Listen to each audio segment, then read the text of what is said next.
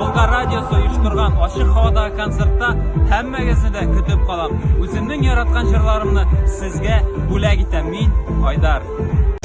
Ko'zlarime yaratib qaraysan, anlaysan meni. Menim uchun o'sgan sen nazlı gülümü. Günlerimni nurlu etken, eritken tunni. Sen bağına aşam, şanımdagi sirini.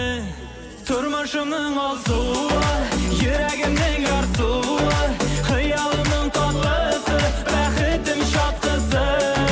Farishtaga tinglarmin, yotlarga da bermamin, yulduzdan da yoqtirib balqib sevganim, sen mening tilagim.